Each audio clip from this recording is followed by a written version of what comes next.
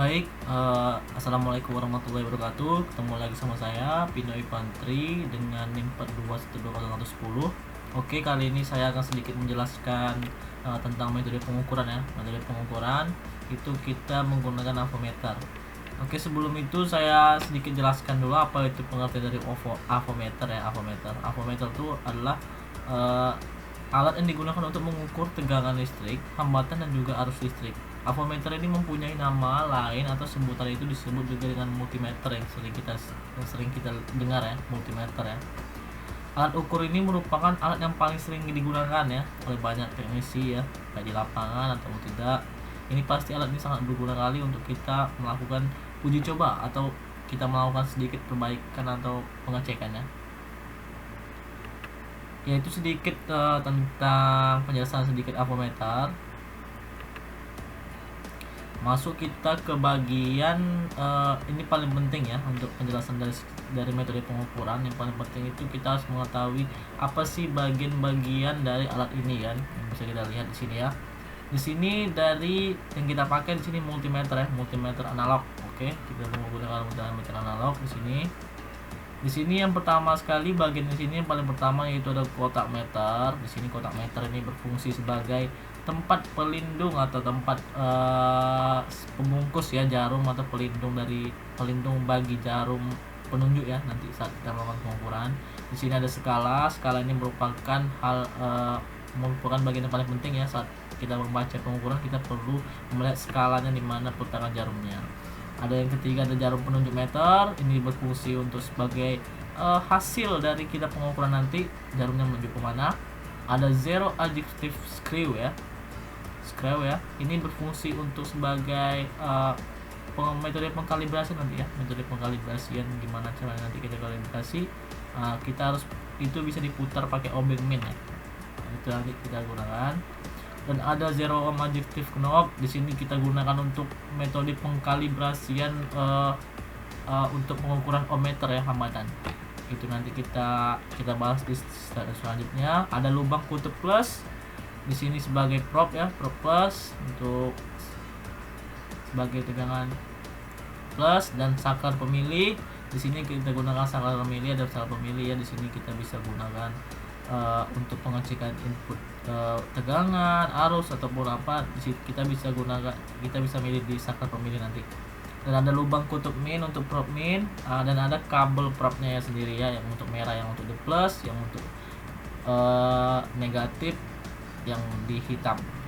Oke, itu sedikit bagian dari multimeter analog yang kita bahas.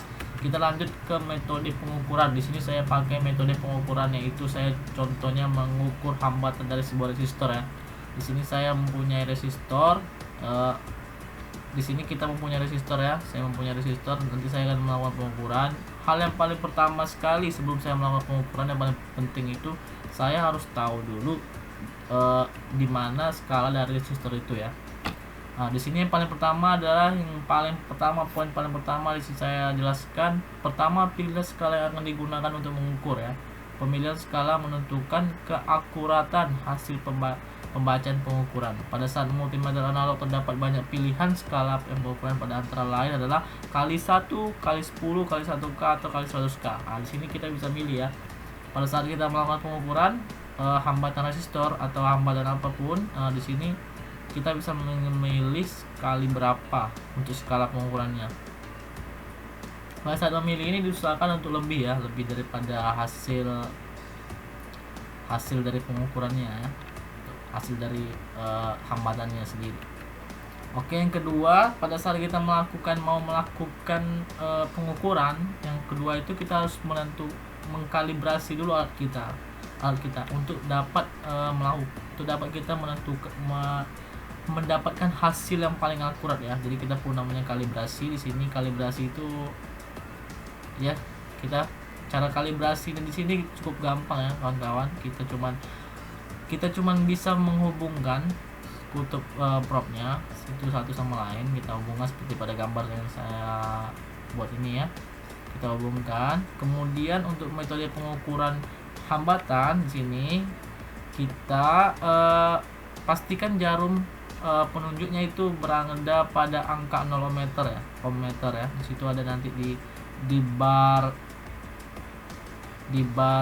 skalanya itu nanti ada ohmmeter yang paling atas. Itu kita buat di sini pengkalibrasinya itu di angka 0 jarumnya ya, agar dapat hasil yang sesuai yang kita inginkan untuk nanti hasil pengukurannya.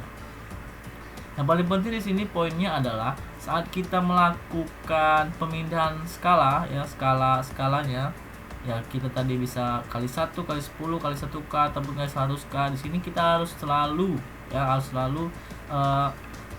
mengkalibrasi ya kalau pada saat kita memindahkan gitu, karena itu akan menentukan keakurasian pada saat pengukurannya. Di sini kita sudah kalibrasi ya, di sini dari kita kalibrasi pas di angka 0 itu bisa kita putar yang tadi 0 ohm tadi, kita putar itu kan ke kiri untuk menentukan jarumnya itu udah pas atau belum di angka 0 pada saat kalibrasinya.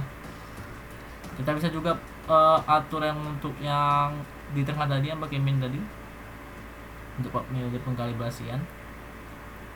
Ketika sudah pengukuran di hambatan di angka 0, sudah pas jarumnya, kemudian kita lanjut ke cara pengukurannya ya. Untuk di sini saya gunakan resistor ya pengukurannya. Di sini cukup gampang lah untuk pengukuran resistornya, karena di sini resistor tidak mempunyai polaritas ya. Sama saja kalau kita melakukan pengukuran, mau kakinya di probe min, mau kakinya yang di kanan di probe plus, tak masalah, karena di sini tidak ada polaritas untuk kaki resistor. Oke, di sini dapat ya, kita di sini saya kasih pengkalibrasian tadi di sekali 10K. Oke, di sini coba kita bisa lihat di gambarnya ya kawan-kawan. Di sini saya pakai resistor, ada warna hijau, dan ada warna abu-abu coklat ya, Di sini itu skalanya saya dapat di metode pengukuran dikali 10 itu di 56 ya. 56 itu.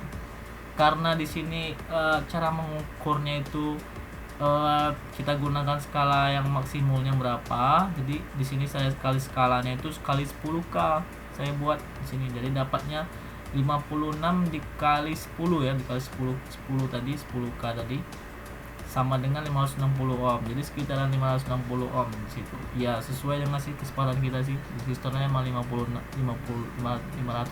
ohm. Ya, itu bilang warnanya ada hijau. Dan toleransinya 5%. Oke, di sini apabila saat melakukan pengukuran jarum probe-nya tidak bergerak ya kan kawan, berarti di situ otomatis resistor yang kita gunakan itu ada mengalami kerusakan atau masalah ya. Jadi untuk metode pengecekan hambatan ini sangat penting ya kawan-kawan pada saat kita melakukan pengecekan barang elektronik. Jalur yang paling penting itu hambatannya. Jadi mungkin itu sekian dari saya kawan-kawan. Apabila ada kesalahan mohon dimaafkan ya. Mungkin sedikit itu pembelajaran dari saya tentang cara mengukur hambatan pakai multimeter analog ya. Semoga kawan-kawan bisa paham dan bisa dipraktekkan. Oke, sekian dari saya, mungkin itu saja. Wassalamualaikum warahmatullahi wabarakatuh. Selamat belajar.